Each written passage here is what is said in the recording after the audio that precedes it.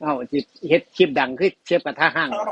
เขาทอดเพิ่นเจียว ทอดไข่กระดำเนาะเอาก็ลองทอดไข่เพิ่นจะได้ทอดดังคือเพิ่นข้าดังคือเพิ่นบอกโอ้ทอดไข่ย เพิ่นเฮ็ดหยังหลาย โอ้มากมายยเสียโอ้ยไก่เด็ดจริงโอ้ใส่พริกป้อมบ่ไข่เจียวนะไข่เจียวใส่พริกจิ๋วเอ้ยโอ้ลีลาสู่เชฟกระทะห้างเลยวันนี้ อาหารอาจสิสู้บ่ได้เด้อแต่หน้าตาก็บ่ได้แพ้กันปานใดดอก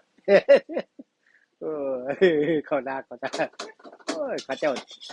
ญาไอ้เพิ่นผ้าเฮ็ดไข่เจียวดังเลยได้เฮ็ดน้ำเพิ่นบัดนี้ เฮ็ดไข่ทอดไข่ซื้อกระดังเนาะก็ลองทอดไข่เรื่อยตามมันดังโอ้ไข่เจียว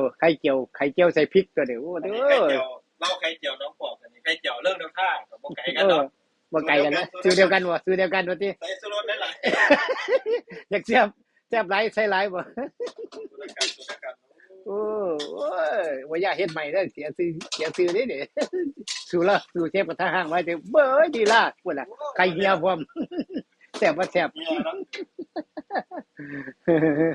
โอ้ยอดไปลองซ้ำนี่ก็แซ่บพวกนี้ไข่เออเจียวโอ้พุ่นน่ะเริ่มน้ำท่านี่นี่บ่แซ่บบ่เอาอันนั้นอาจจะให้อันนั้นชิมเอาเนื้อสิ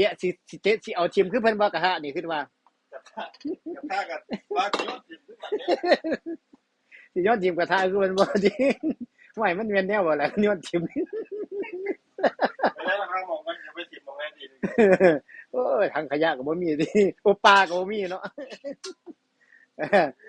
เอาดิโอ้ยแต่แซ่บเด้อเด้อติโอ้เอาพุ่นน่ะโอ้นี่ก็ท่าบ่ข้างอันนี้กระทะสแตนเลสติโอ้โอ้ยเอาจัก20วิวยังดีเนาะโอ้พุ่นน่ะเอาปะโถเอาโยนชิม